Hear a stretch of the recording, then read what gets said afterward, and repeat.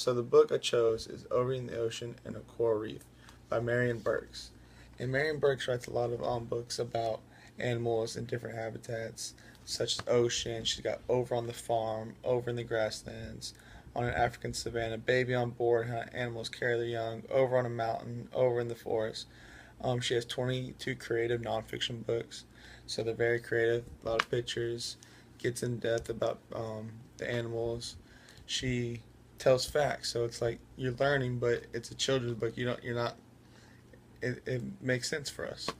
Um, so she can use a lot.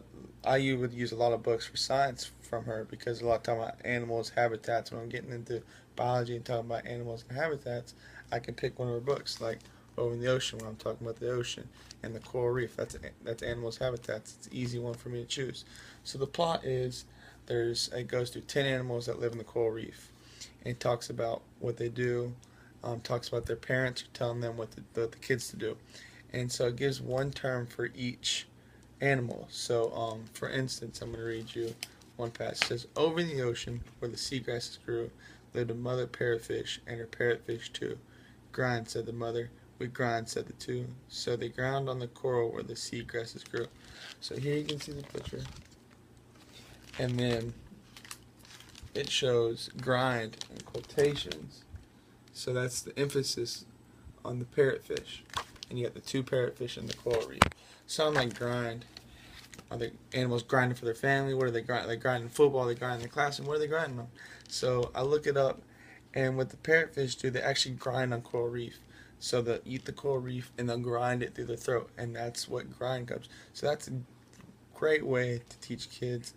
It shows the picture of the parrotfish, so they know what a parrotfish looks like. Knows they live in the coral reef, and gives a definition or gives a term on what they do. They grind, and that's grinding the coral reef. Give you another one.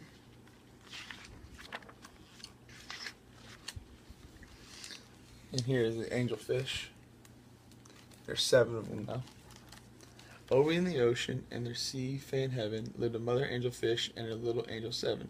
Graze, said the mother. We graze, said the 7. So they lazed and they grazed their sea fan heaven. So I'm thinking, okay, graze is the one in quotations, the emphasis on the fish.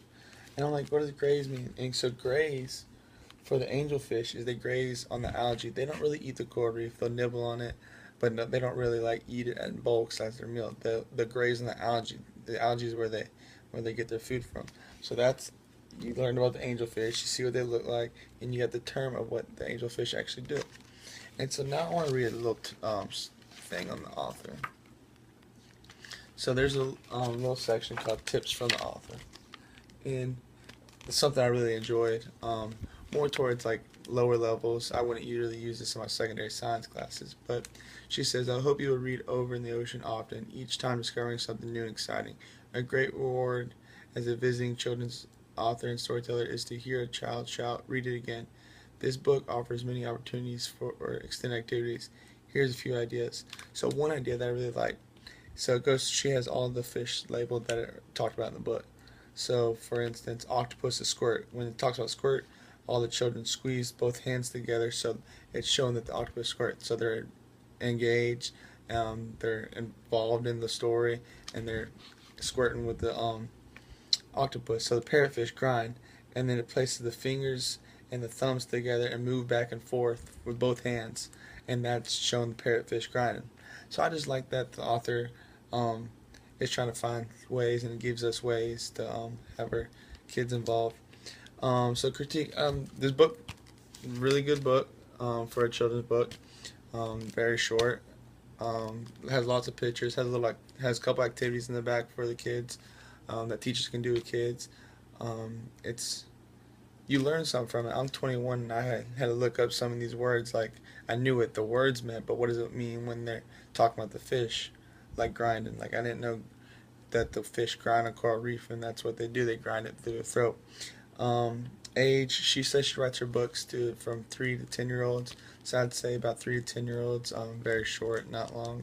Wouldn't go any higher than that. But again, like I said, I'm old,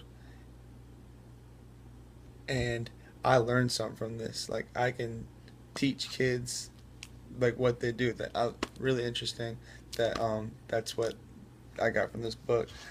Content, like I'd use it in science, like most of our books, coming from animals, habitats, different areas around the world. Talking about babies, how parents take care of their young and stuff like that. That'd be very good stuff to use in science. Better Person. It talks about the parents telling the kids what to do because the parents are more experienced. They know what's going on in the world. Um, the kids are still learning, so the parents got to tell them what to do. And so when they get older, they can do it.